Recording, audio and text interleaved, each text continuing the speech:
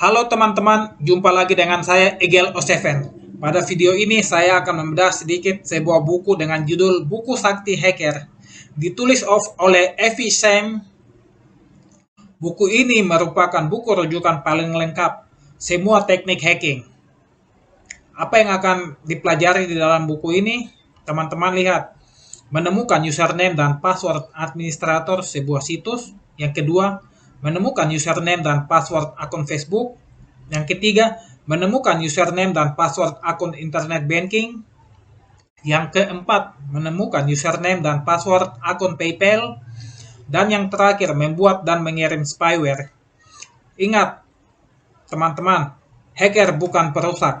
Penulis, penerbit, dan saya pembaca audiobook ini tidak bertanggung jawab atas segala penyalahgunaan pada buku ini. Jika teman-teman membeli buku ini, teman-teman akan mendapatkan bonus CD software. Buku ini dapat ditemukan di toko buku. Selanjutnya, daftar isi di dalam buku ini yang akan dibahas hanya beberapa saja. Saya akan membahas poin yang berwarna biru. Selebihnya tidak akan saya bahas. Ini adalah gambaran dari daftar isi dari buku ini. Teman-teman bisa melihat banyak hal yang dibahas. Dan penjelasannya beserta gambar-gambarnya, kita akan melihat contoh-contoh apa yang sudah dibahas di dalam buku ini. Sebelumnya kita bahas pendahuluan.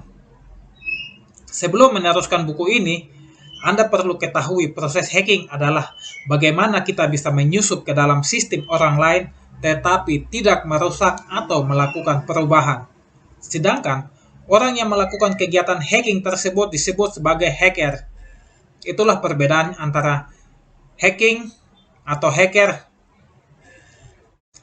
Sebaliknya, seorang yang merusak sistem orang lain disebut sebagai cracker, sedangkan aktivitasnya dinamai cracking.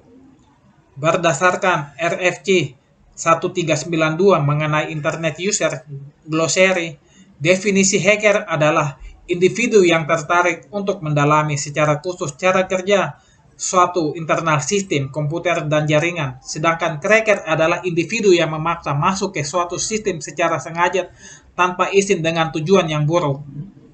Kedua istilah tersebut sering disalahartikan dan dianggap sama, padahal secara prinsip, hacking dan cracking jelas-jelas beda. Untuk tambahan pengetahuan Anda, RFC adalah singkatan dari Request for Comments, yaitu seri dokumen, informasi, dan standar internet bernomor yang diikuti secara luas oleh perangkat lunak untuk digunakan dalam jaringan, internet, dan beberapa sistem operasi. Contohnya, jaringan mulai dari Unix, Windows, dan Novel Network. RFC kini diterbitkan di bawah arahan Internet Society, IOSC, dan Badan Penyusun Standar Teknisnya, seperti Internet Engineering Task Force atau IETF, atau Internet Research Task Force atau IRTF. Semua standar internet dan juga TCP/IP selalu dipublikasikan dalam RTF, meskipun tidak semua RFC mendefinisikan standar internet. Ini merupakan tabel contoh dari RTF yang umum digunakan. Ada nama RTF, nomor, dan juga subjeknya. Teman-teman bisa menggunakan ini bagaimana menggunakan akan dijelaskan pada bagian selanjutnya.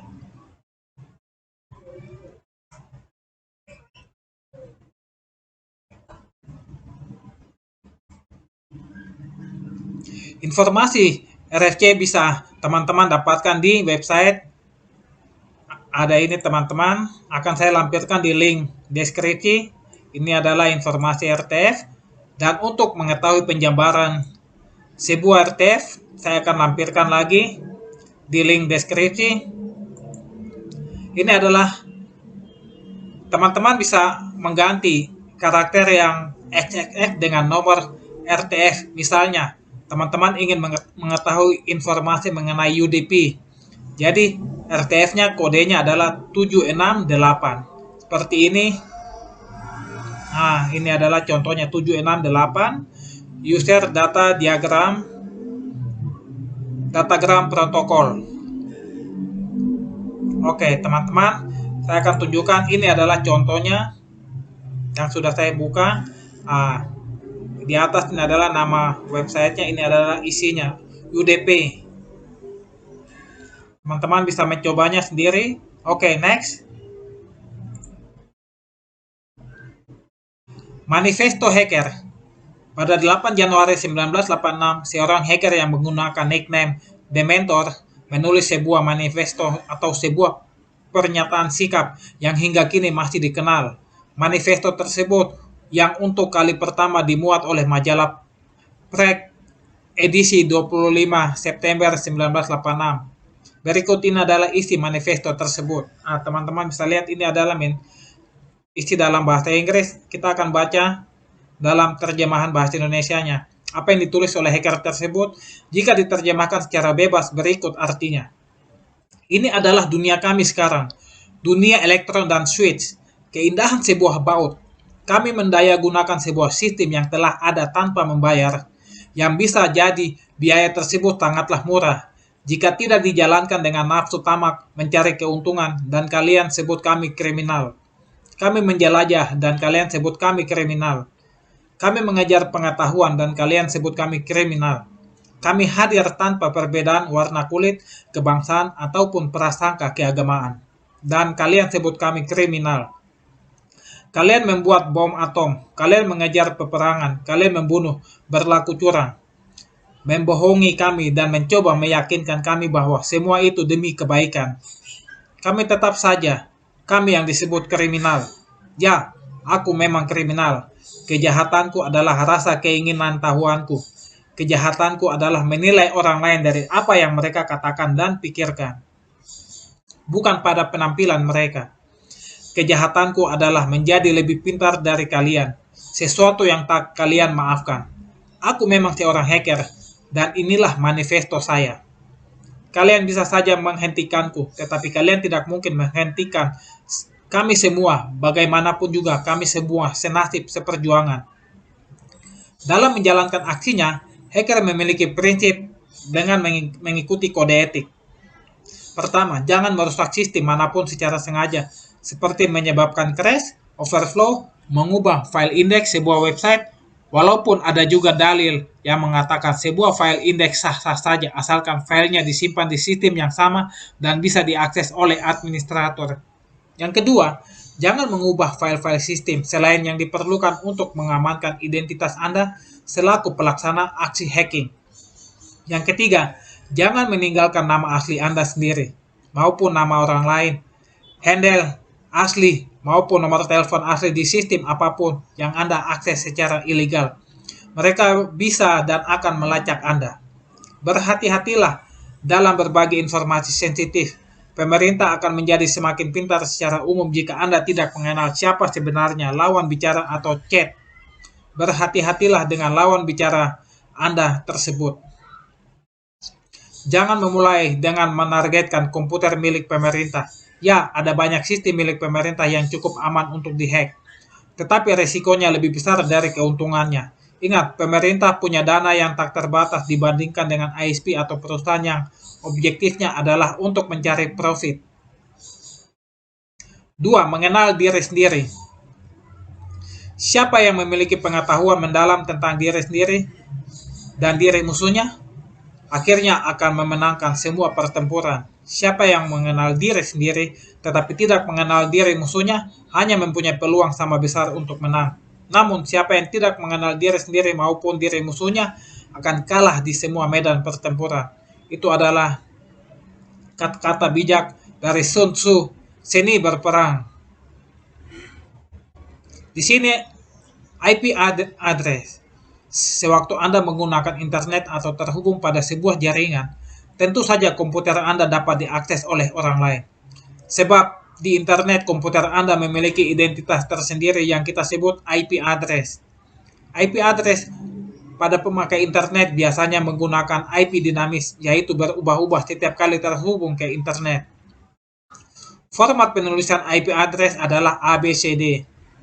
Masing-masing huruf tersebut terdiri atas angka 8 bit, sehingga nilai yang mungkin adalah dari 0 sampai 255. Dengan demikian, Anda tidak akan menemukan IP address dengan angka yang lebih besar dari 255. IP address komputer lokal yang tak terhubung ke internet adalah 127.0.0.1 atau disebut juga dengan nama localhost. Sedangkan apabila terhubung ke internet akan mendapatkan lagi satu IP address, misalnya 192.168.33.90 atau lainnya tergantung provider yang Anda gunakan. Untuk mengetahui IP address komputer Anda sendiri, Anda bisa menggunakan command prompt lalu ketik ipconfig. Berikut contoh hasil yang ditampilkan tergantung jaringan Anda.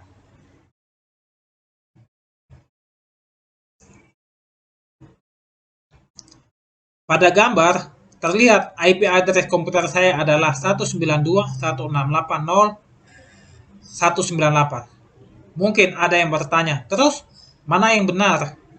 Sebelum menjawab pertanyaan tersebut, saya akan sedikit menjelaskan dua jenis IP, yaitu IP address public dan IP address private.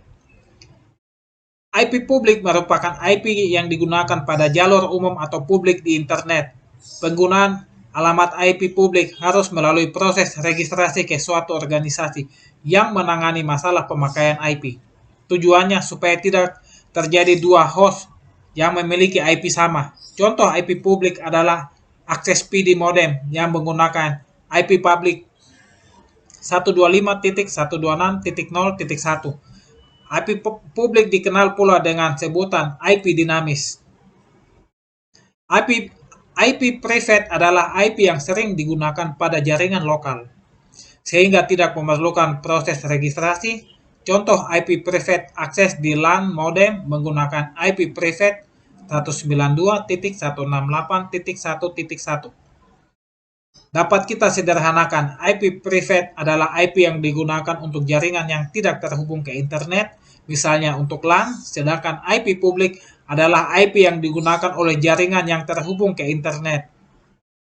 Misalnya, saat komputer kita terhubung ke internet, akan mendapat IP publik dari ISP yang berupa IP dinamis, dan jika diganti dengan IP private, kita tidak bisa terhubung ke internet.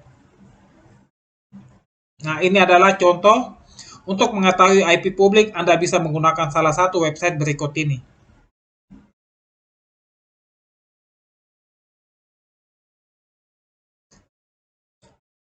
Dari beberapa situs pemeriksaan IP address tersebut yang memberikan informasi cukup detail, ini adalah contoh dari informasi IP address yang digunakan sewaktu mencoba menggunakan Telkomsel Flash. Teman-teman bisa lihat ini adalah contohnya. Nah, ini adalah detail domainnya adalah www.domaintools.com. Teman-teman bisa melihat. Oleh karena IP publik adalah IP dari peralatan yang terhubung langsung dengan jaringan internet, dalam hal ini adalah modem, IP yang tampil di atas adalah IP publik. Selanjutnya MAC address. Nah, MAC address atau Media Access Control address adalah sebuah alamat jaringan yang diimplementasikan pada lapisan data link. Di bawah ini adalah contoh dari MAC address. Teman-teman bisa melihat. Untuk informasi lengkap, bisa menggunakan ipconfig _all. Ini adalah contohnya. Pada bagian deskripsi menunjukkan nama hardware yang digunakan. Untuk membuktikannya, silakan buka Device Manager yang terdapat di dalam control panel untuk melihat daftar hardware komputer Anda. Pada bagian network adapter terdapat nama hardware yang sama sewaktu Anda melihatnya dengan perintah ipconfig _all. Sedangkan MAC address terdapat pada bagian physical address. Nah, ini adalah contohnya. Kita lanjut, hostname. Perintah hostname digunakan untuk nama komputer yang telah didaftarkan dalam network. Anda hanya perlu mengetik hostname dan command prompt, dan nama komputer akan kelihatan. Nah, ini adalah contoh perintah yang bisa digunakan adalah womi atau _all. Perintah womi ini tersedia pada Windows 2000 dan tidak bisa dijalankan pada Windows XP profesional SP2, namun pada Windows Vista dan Windows 7, perintah tersebut bisa langsung digunakan. Ini adalah gambar-gambarnya, teman-teman bisa lihat.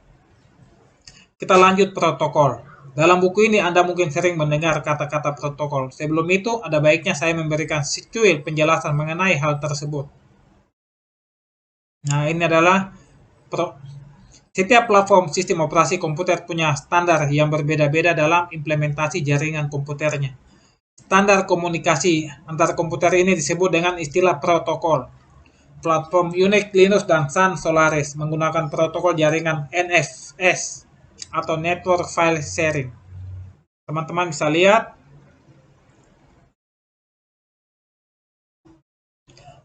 Ini adalah Network View. Cara menggunakannya pun sangat mudah. Tinggal menjalankan program ini lalu klik pada menu File, New. Anda bisa langsung mengklik icon New yang berbentuk grafik yang berada di bagian paling kiri layar. Akan muncul kotak dialog Discover. Anda bisa memasukkan informasi seperti judul dan sebagainya.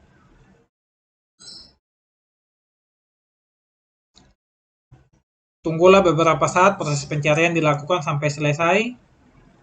Hasil pencarian akan menunjukkan komputer apa saja yang terhubung dalam jaringan Anda.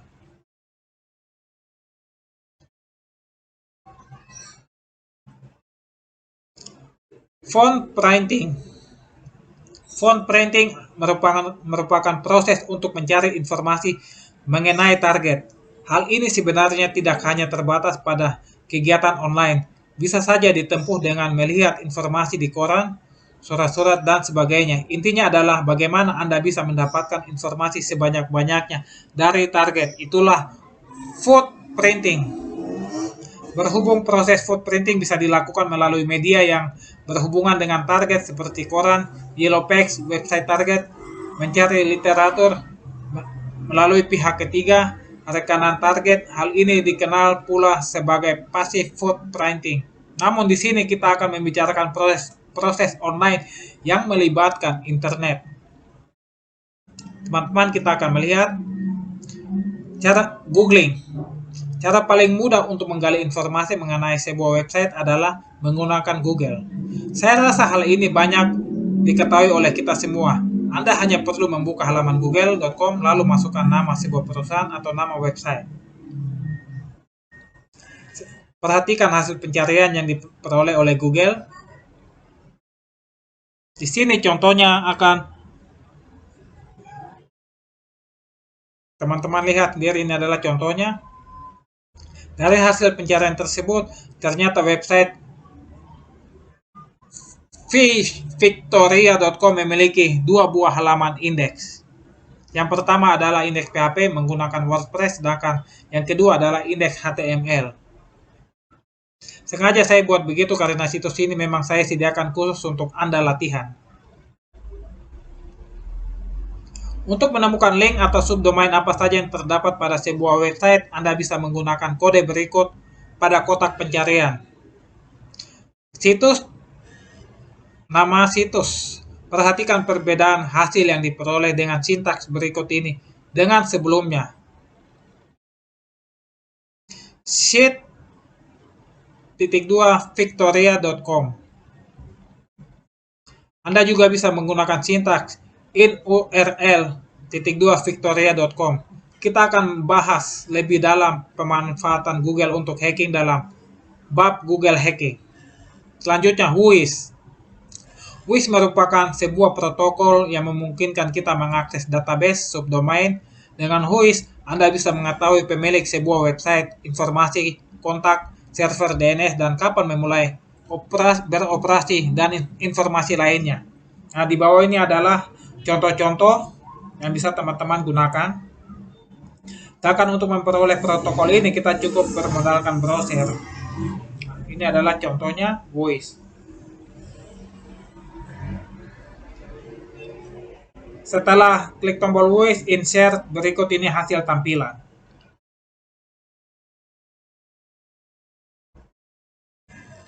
Dari info yang ditampilkan, Anda bisa mengetahui nama pemilik website, emailnya, alamat, tanggal pembuatan website, dan tanggal registrasi, dan sebagainya. Khusus untuk domain lokal Indonesia yang menggunakan TLD atau top level domain atau ID, Anda bisa membuka alamat Pandi untuk mengakses voice-nya. Pandi merupakan singkatan dari pengelola nama domain internet Indonesia. Berikut alamatnya. Teman-teman bisa lihat https://register.pandi.org.id voice. Yang perlu Anda lakukan adalah memasukkan nama domain yang akan dicari voice-nya. Lalu pilih salah satu ekstensi yang digunakan dan klik tombol cek. Seperti ini gambarnya, teman-teman bisa lihat, ikuti saja gambar yang saya tunjukkan di layar. Berikut ini contoh nama pemakaian voice Pandi. Nah, teman-teman bisa lihat.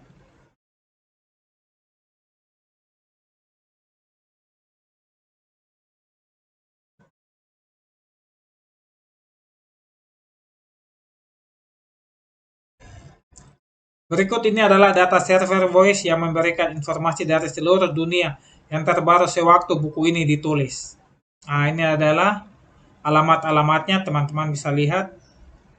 Tujuannya hanya untuk menambah pengetahuan hal-hal yang baik.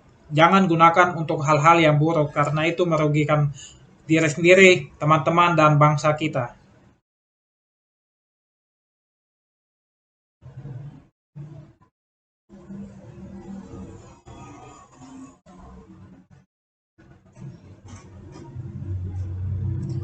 Geotool. Selanjutnya, dengan Geotool kita bisa menemukan lokasi fisik, letak geografis, serta peta lokasi sebuah IP address. Ada banyak website yang bisa melakukan hal ini, antara lain, teman-teman bisa lihat ada contoh. Di sini saya mencoba menggunakan website geoflagfox.net. Anda hanya perlu memasukkan nama website dan atau IP address yang ingin Anda cari dan tunggu proses pencarian sedang dilakukan. Ini adalah contohnya yang digunakan oleh Geotool. Dari gambar yang diperoleh, walaupun website victoria.com pemiliknya adalah orang Indonesia, tapi alamat hostingnya berada di Amerika, termasuk pula IP address-nya yang digunakan. Perhatikan pada sudut kanan atas gambar peta terdapat 3 pilihan tampilan yang bisa Anda gunakan sesuai keinginan. Map, Satellite, Train. Di sebelah kanan atas teman-teman bisa lihat ini adalah contoh gambar. Selanjutnya, ping. Ping adalah singkatan dari paket internet grouper yang digunakan untuk mengecek koneksi jaringan TCP/IP atau beberapa lama waktu untuk pengiriman sebuah data atau jumlah data dari satu komputer ke komputer lainnya. Ini contoh-contoh ping, ini adalah contohnya sinteks untuk menggunakan ping adalah ping spasi IP address atau ping nama situs target.com. Contoh menggunakan ping adalah localhost atau ping, atau teman-teman bisa menulis di run ping google.com. Nah, ini adalah perintah-perintah yang digunakan.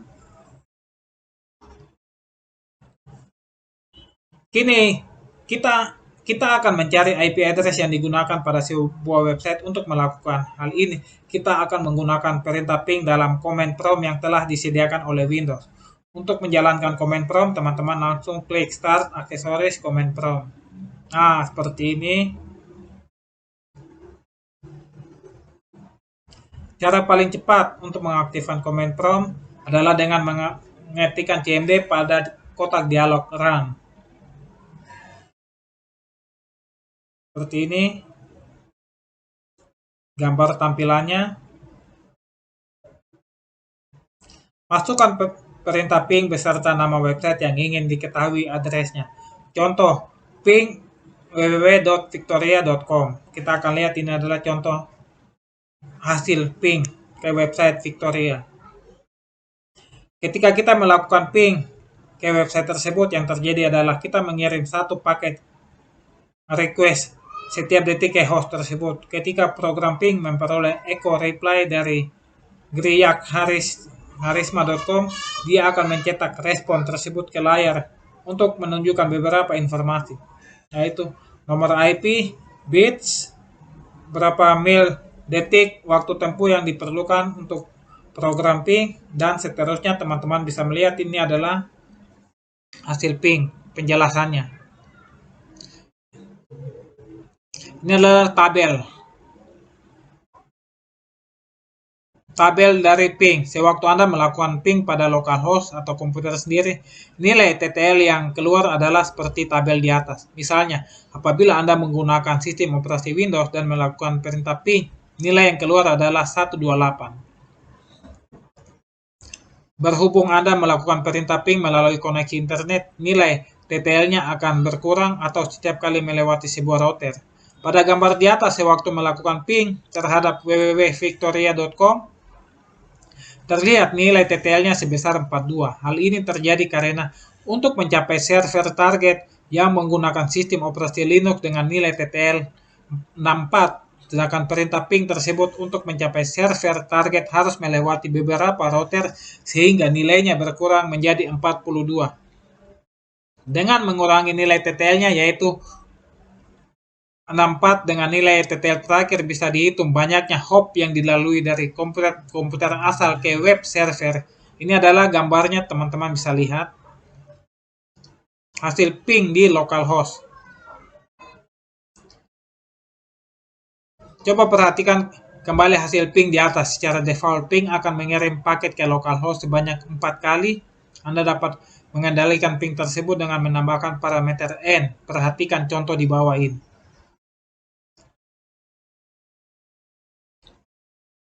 Selanjutnya, perintah IP address. Dengan mengetahui IP address dari perintah ping di atas, kita bisa melakukan pemetaan jaringan komputer. Untuk melakukan hal ini, kita memerlukan sebuah tool yang bernama IPAngry. Program ini telah tersedia dalam CD penyerta buku ini, yang bisa teman-teman beli di toko buku. Untuk menggunakannya, Anda tinggal menjalankan program IPAngry, lalu masukkan IP yang Anda peroleh dari perintah ping sebelumnya pada bagian IP range, yaitu 98.142.221.130. Sedangkan pada bagian to, masukkan 98.192.221.225. Setelah itu, klik tombol start dan tunggu proses sedang melakukan sampai selesai. Ini adalah contoh gambarnya dari Angry IP Scan. Komputer yang dideteksi oleh IPAngry adalah komputer yang mengaktifkan protokol ICMP ping dan komputernya dalam keadaan hidup. Perhatikan gambar berikut untuk mengetahui IP berapa saja yang di-scan. Teman-teman bisa lihat ini adalah tabel IP. Dead artinya sedang non-aktif. Pada dasarnya, program Angry IP di atas juga bisa digunakan untuk pemetaan IP address pada sebuah jaringan lokal, seperti warnet dan kantor. Indikasi warna merah menunjukkan tidak ada komputer yang aktif pada IP address tersebut dan adanya program firewall yang menolak paket ping yang dikirimkan. Sebaliknya, warna biru menunjukkan komputer yang aktif pada IP tersebut. Selanjutnya, Advanced IP Scanner. Sebuah program menarik untuk melakukan pemeriksaan IP adalah Advanced IP Scanner. Program keluaran Radmin.com ini memiliki sebuah kelebihan, yaitu Anda bisa melakukan shutdown dan juga restart terhadap komputer target yang telah diperoleh IP-nya. Radmin adalah singkatan dari Remote Administrator untuk mengontrol komputer lain yang dalam sebuah jaringan. Ini adalah contoh dari aplikasinya Radmin. Teman-teman bisa melihat.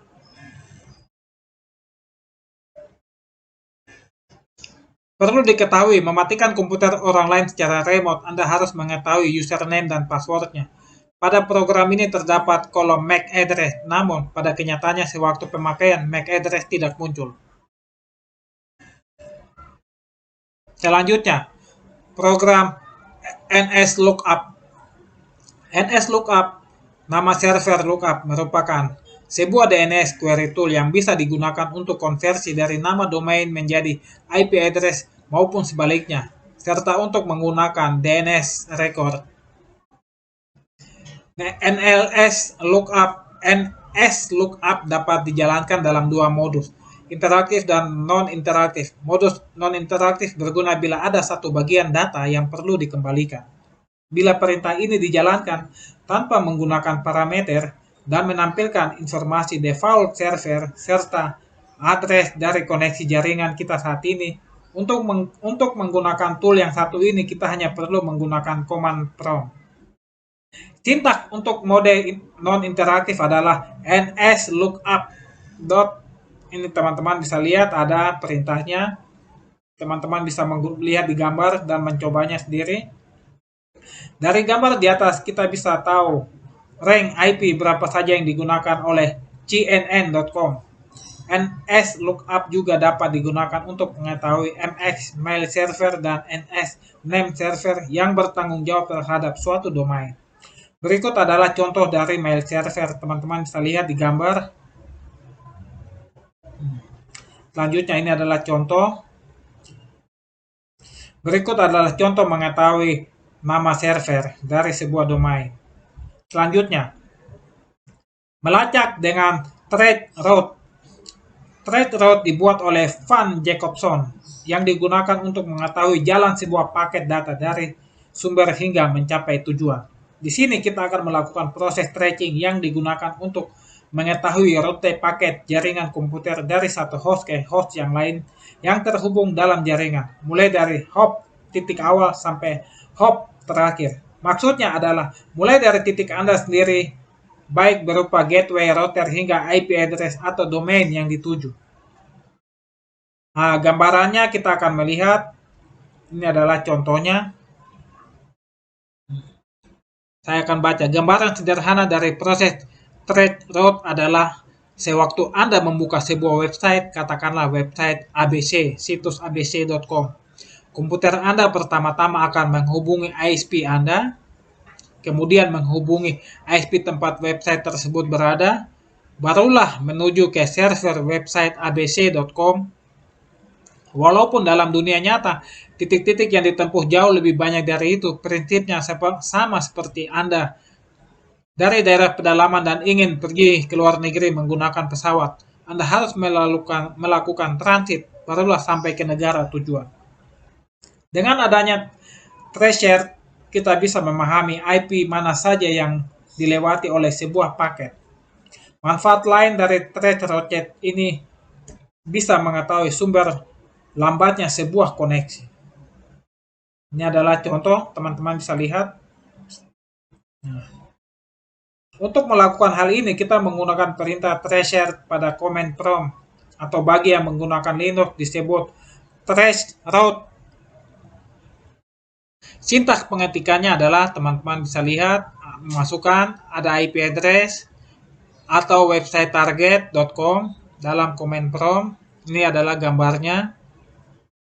Selanjutnya, pada bagian paling kiri angka 1 dan seterusnya menunjukkan jumlah hop yang dilewati.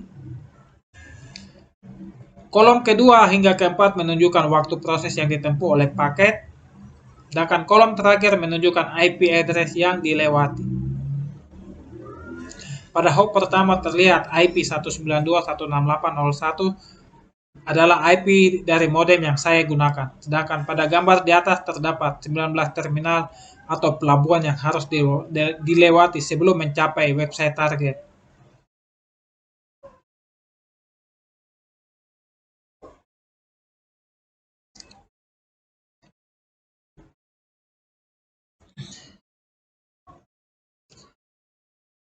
Selain menggunakan command prompt tracing, juga bisa Anda lakukan menggunakan website networktools.com. Perbedaannya adalah networktools.com akan melakukan tracing yang dimulai dari Amerika hingga mencapai domain atau IP yang Anda masukkan. Anda hanya perlu memasukkan IP address atau nama website target dan memilih opsi thread lalu tekan tombol Go. Lihat contoh, ini adalah contoh dari website networktools.com. Selain dari Amerika, Anda bisa memilih lokasi dari negara lainnya untuk melakukan trace route. Untuk melakukan hal ini, Anda bisa mengunjungi website penyedia. Trace route public. Ya, kita bisa lihat. teman-teman bisa lihat ini adalah nama websitenya traceroute.org. Nah, ini adalah tampilan. Untuk memahami proses ini, Anda bisa menggunakan McAfee Visual Thread yang bekerja sama seperti proses tracing pada umumnya, tetapi bisa ditampilkan dalam bentuk visual berupa peta perjalanan komputer Anda mencapai sebuah IP atau website. Ini adalah gambarnya, contoh gambar peta perjalanan. Berikut ini menggunakan tampilan dalam bentuk peta, di mana saya mencoba melakukan tracing google.com. Ini adalah petanya, teman-teman bisa lihat. Selanjutnya, route digunakan untuk mengetahui, menambah, membuang, atau menukar perintah routing tabel dalam sebuah host. Perintah ini biasanya ditujukan untuk host dalam sebuah jaringan yang mempunyai 2 atau lebih router. Route digunakan untuk menyusun traffic komunikasi host berdasarkan IP dan subnet serta router atau gateway. Contoh menggunakan adalah kita melihat route print. Teman-teman bisa lihat ada perintahnya. Selanjutnya ini adalah gambar dari hasil perintah di atas yang bisa diketikkan di command prompt. Selanjutnya subdomain. Sekarang kita akan mencoba menggali lebih dalam struktur sebuah website. Untuk melakukan hal ini, kita memerlukan sebuah program bantuan bernama Spiderfoot. Untuk menggunakan program ini cukup mudah. Anda hanya perlu memasukkan nama website pada domain names dan klik add. Setelah nama website berada dalam kotak daftar, klik tombol start. Tunggu prosesnya. Seperti ini contohnya, teman-teman bisa lihat. Nah, berikut adalah informasi yang saya peroleh mengenai website cnn.com seperti subdomain, sistem dan juga domain yang mirip cnn.com. Ini adalah contoh gambarnya. Sayangnya, saya belum beruntung mendapatkan informasi user email dan networknya. Selanjutnya, informasi website. Jika sebelumnya kita telah menggali informasi lebih dalam mengenai sebuah website, sekarang kita mencoba melacak beberapa informasi penting sebuah website seperti meta tag, email, nomor telepon, dan nomor fax. Sebagai contoh, di sini saya menggunakan website. Ya, teman-teman bisa lihatlah nama websitenya. Untuk melakukan hal ini, kita memerlukan program bantuan yang bernama Web Data Extractor. Ini adalah contoh programnya, Web Data Extractor.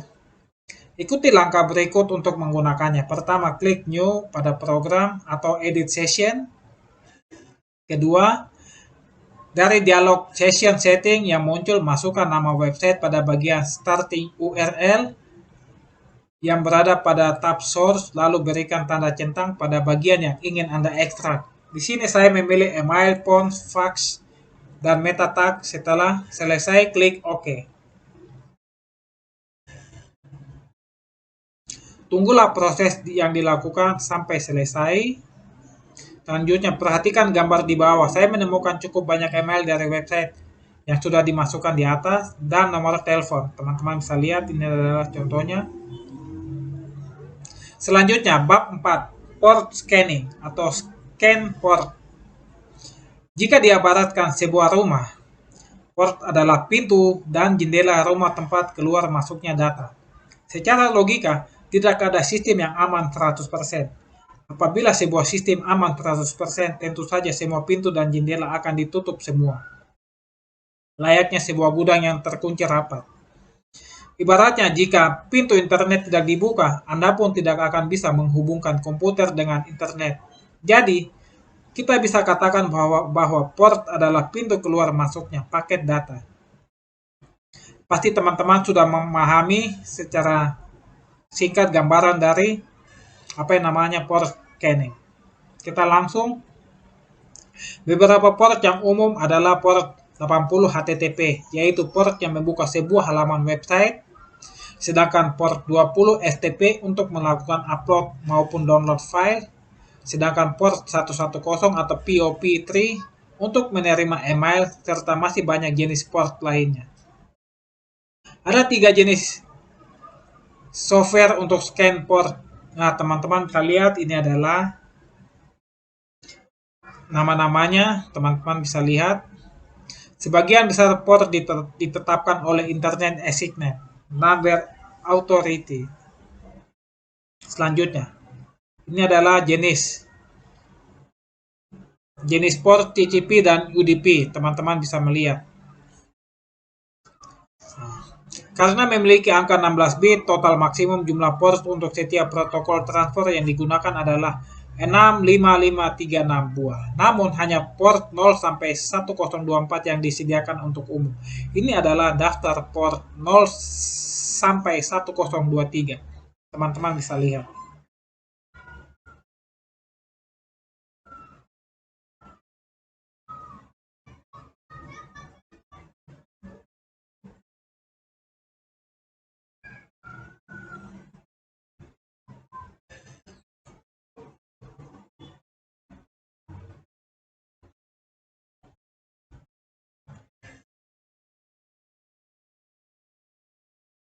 Wow, lumayan banyak juga ya kita lihat.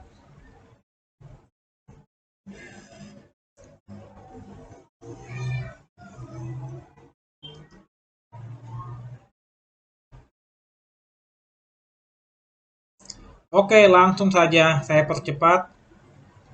Pada dasarnya kita tidak perlu membuka semua port tersebut. Misalnya, apabila kita tidak akan mengakses sebuah halaman website, tentu saja kita tidak membutuhkan port 80. Bila kita mengambil email, kita menggunakan port 110, mengirim email menggunakan port 25, sebaliknya. Semakin banyak port yang dibuka, semakin rentan pula peluang untuk melakukan kegiatan hacking. Perlu Anda ketahui, apabila Anda menemukan nomor port yang besar dan Anda merasa tidak menjalankan program tertentu, kemungkinan besar terdapat trojan dalam komputer Anda. Misalnya, sewaktu Anda membuka situs judi atau situs xx.com, lalu Anda ada program kecil yang diinstal. Sekarang program tersebut disusupi trojan. Kegiatan menyikap port ini perlu diketahui untuk melihat port mana saja yang terbuka maupun tertutup. Tool yang digunakan untuk menyingkap port ini disebut sebagai port scanner yang sudah dibahas sebelumnya. Untuk melakukan port scanner kita akan menggunakan tool Advanced Port Scanner. Lakukan instalasi program tersebut. Ini kita lihat adalah contoh. Dalam program ini, pada bagian select IP, masukkan IP awal yang akan diperiksa, lalu berikan tanda centang pada bagian use range dan masukkan IP akhir, lalu klik tombol scan. Program akan melakukan scanning terhadap IP Anda yang dimasukkan. Seperti ini contohnya, teman-teman bisa lihat. Perhatikan contoh di bawah ini, terdapat beberapa port yang dibuka dan ada pula yang ditutup. Nah, teman-teman bisa lihat. Selanjutnya, contoh di atas adalah langkah untuk men-scan port pada sebuah jaringan. Sedangkan apabila Anda ingin scan sebuah server maupun website, Anda cukup memasukkan IP address dari website target. Masukkan pada bagian select IP dengan mengosongkan use range. Selanjutnya, langkah yang dilakukan sepenuhnya sama dengan langkah di atas. Nah, ini IP.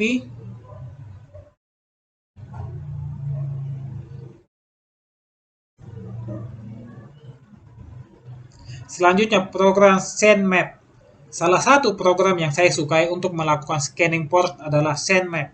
Sebenarnya program ini adalah GUI dari Nmap. Yang menyukai program ini karena saya menyukai program ini karena bisa melakukan scanning port dengan berbagai cara.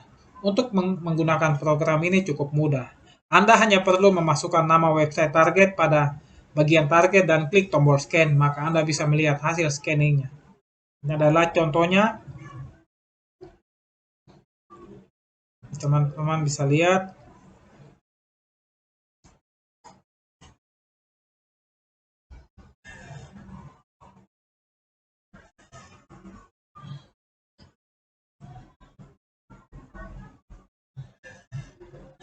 Pertama, nonaktifkan dulu Windows fitur Windows. Berikan tanda centang pada bagian Telnet Client dan klik OK.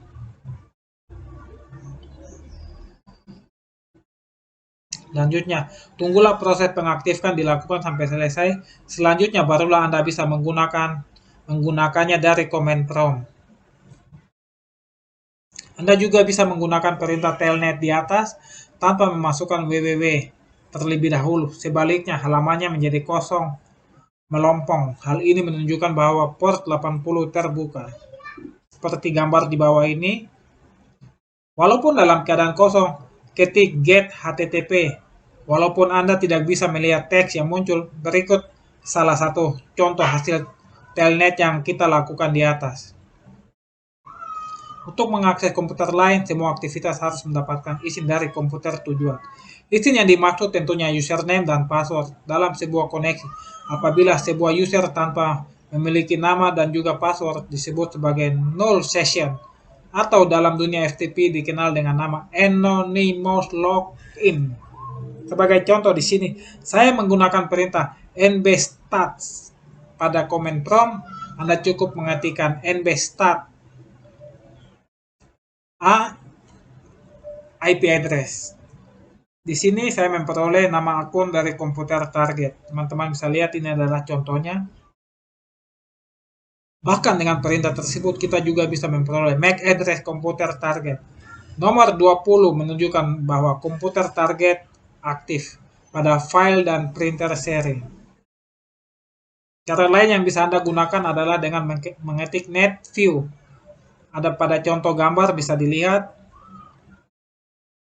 Apabila pertama kali Anda menggunakan perintah netview, yang muncul adalah pesan error. Diperlukan null session terlebih dahulu.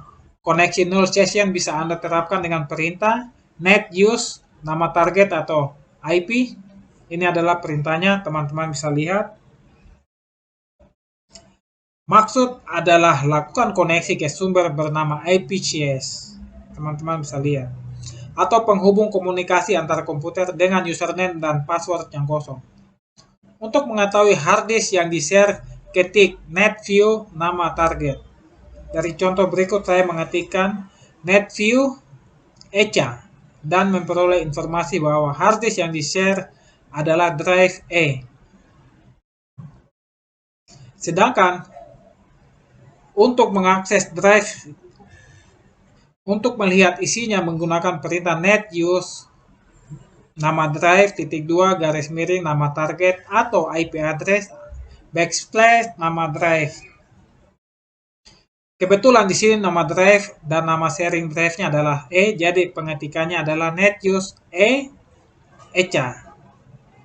Jika perintah tersebut berhasil, kita akan mendapatkan konfirmasi the command prompt was completely successful. Nama target echa pada contoh di atas bisa diganti dengan IP address. Dengan adanya null session, bisa memberikan banyak informasi yang sebenarnya tidak boleh diketahui. Hanya dengan perintah net sederhana Anda sudah bisa mendapatkan cukup banyak informasi rahasia. Selain dengan cara di atas, sebenarnya ada cukup banyak tool yang bisa dilakukan untuk melakukan kegiatan enumerasi. Di sini saya menggunakan sebuah tool yang bernama WinFingerPrint. Dengan tool ini, teknik enumerasinya yang dilakukan tidak hanya bergantung pada koneksi kondisi null session. Sebab bisa saja ada komputer yang mematikan fungsi NetBIOS.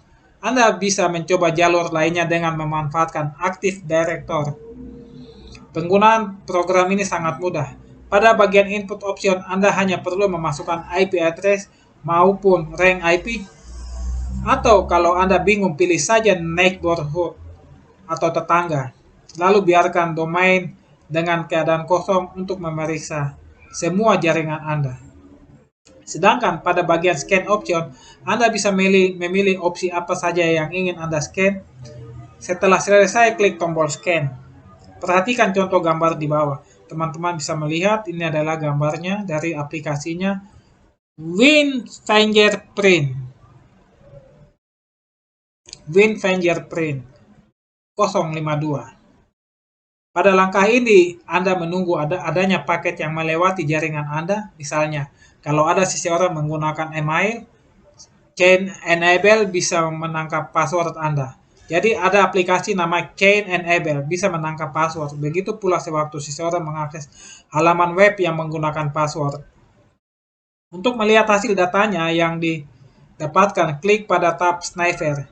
Dan di bagian bawahnya pilih password.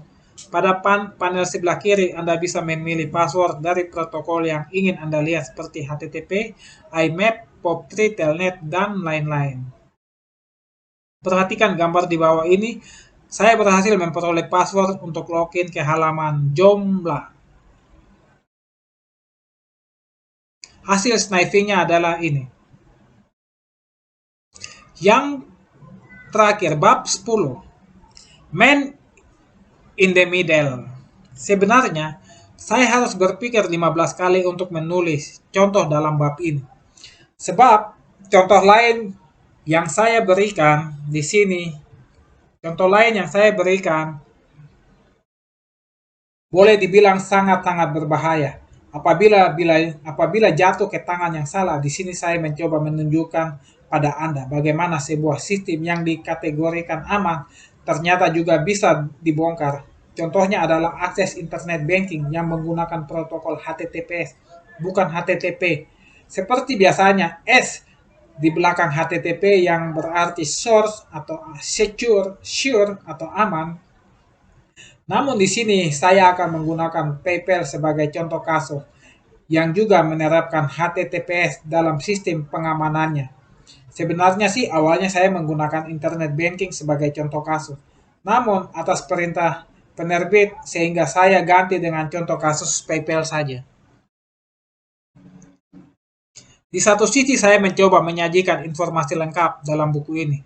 Namanya juga buku sakti, walaupun tak ada yang sempurna 100%. Hehehe. Sekali lagi saya tegaskan, yang namanya ilmu pengetahuan apa saja bisa disalahgunakan. Namun, saya ingatkan, buku ini hanyalah sebagai ilmu pengetahuan, bukan untuk disalahgunakan. Resiko ditanggung penumpang. Ibaratnya, kalau Anda membeli pisau dapur di toko kelontong bisa dipakai untuk memotong sayur, juga bisa untuk menusuk orang. Yang salah dalam hal ini tetaplah Anda sebagai pelaku, bukan toko kelontongnya, maupun pembuat pisau. Jadi setiap penyalahgunaan isi buku ini di luar tanggung jawab penulis, penerbit, dan sebagai pembaca audiobook. Baiklah, kita kembali ke pokok bahasan, Man in the Middle Attack. Saya akan menjelaskan apa itu MITM sewaktu saya memahami proses kerja yang terjadi pada bagian inti nanti. Langsung saja, untuk melakukan aksi MIT attack ini, kita membutuhkan bantuan program Cain dan Abel yang telah pernah saya contohkan pada bagian sebelumnya. Namun, telah disensor, kini kita akan menggunakan taktik yang berbeda. Langsung saja, ikuti langkah berikut ini. Jalankan programnya, jalankan Sniffer, jalankan APR. Anda bisa melihat kondisi Cain dan Abel masih dalam keadaan kosong. Hal ini terjadi karena belum ada komunikasi data komputer saya dan komputer target. Cara paling gampang untuk membuat komunikasi data antar dua komputer adalah dengan mengirimkan perintah ping pada komputer target. Ini adalah contoh. Ini ping google.com. Teman-teman bisa lihat ada pada gambarnya. Seperti begini.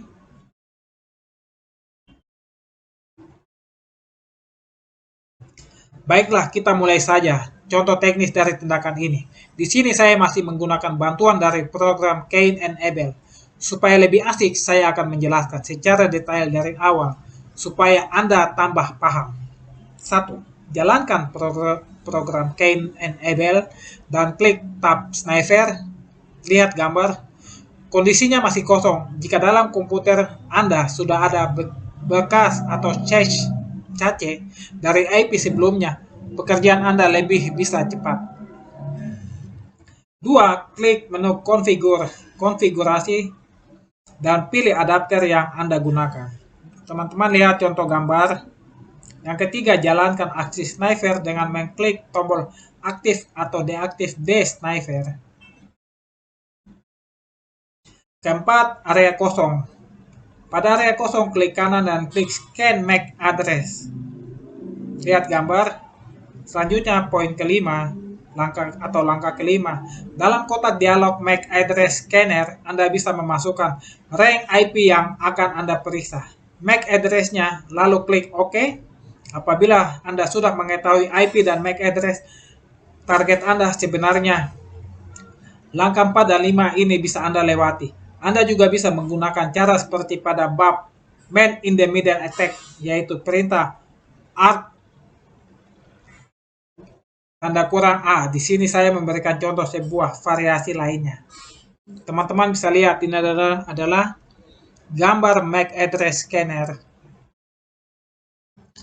Perhatikan gambar berikut. Saya menemukan beberapa target. Ada 3 contoh IP target. Langkah ketujuh, klik tab APR yang berada di bagian bawah. Teman-teman bisa lihat, mengaktifkan tab APR. Langkah ke-8 selanjutnya, tombol flash pada bagian atas akan aktif. Klik ikon tanda tersebut, klik ikon tanda tambah atau tanda flash tersebut. Apabila ikon tanda flash tidak aktif, silakan klik pada area kosong pada tabel sebelah atas. Nah, teman-teman lihat, ini contoh gambarnya. Dari kotak dialog New ARP Passion Routing yang muncul, pada panel sebelah kiri, klik pada IP Gateway. Pada panel sebelah kanan, klik pada IP yang menjadi target Anda, dan klik OK.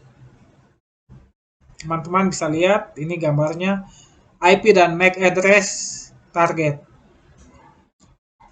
Langkah ke-10, kembali pada tampilan utama, pada panel sebelah kiri, pada APR DNS, ikon tanda tambah kembali aktif.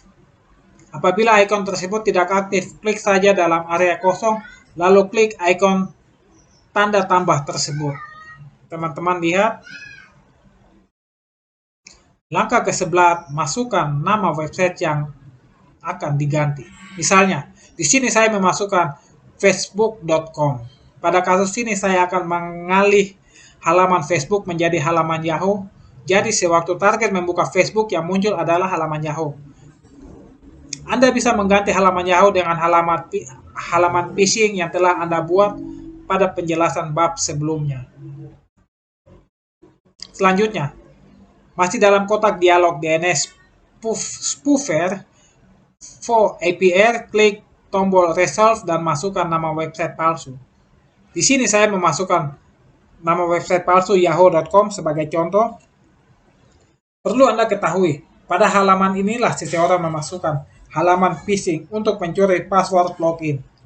Setelah selesai, klik OK.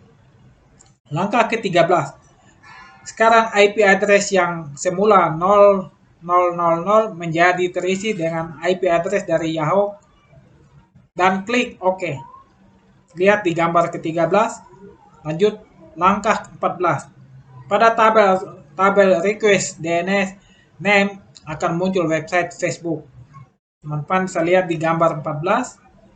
Ada website, ada alamat IP-nya. Nah, teman-teman, sekian buku Sakti Hacker ini. Itu adalah sebagian kecil dari isi buku ini. Teman-teman bisa membelinya di toko buku untuk penjelasan lebih lengkap. Selanjutnya, pesan dari buku ini, banyak cara untuk menyusup sebuah situs. Gagal dengan satu cara bisa menggunakan cara lain, baik secara tradisional maupun yang lebih modern dan profesional. Untuk itulah buku ini dibuat. Berbagai teknik terbaru menghack sebuah situs dibahas di buku ini. Tentu saja disertai contoh pada setiap teknik, mulai dari mencari pemilik situs, menemukan alamat IP address, mencari informasi username dan password, sampai menyampaikan sebuah pesan bahwa situs tersebut ada celah keamanan. Jenis website yang berhasil dibobol dengan semua teknik yang di buku ini juga beragam, mulai dari website berbasis WordPress, Facebook, PayPal, internet banking, dan sebagainya. Jadi, jika Anda seorang hacker, calon hacker, pemilik website atau blog, memiliki akun email, jejaring sosial, internet banking, wajib membaca buku ini. Buku sakti ini juga disertai bonus CD yang berisi kumpulan software untuk aktivitas hacking. Teman-teman bisa mendapatkan buku ini di toko buku. Demikian video dari saya, semoga bermanfaat untuk hal-hal yang baik. Sekian dan terima kasih. Jangan lupa subscribe ya, agar saya lebih semangat untuk upload video-video selanjutnya. Terima kasih.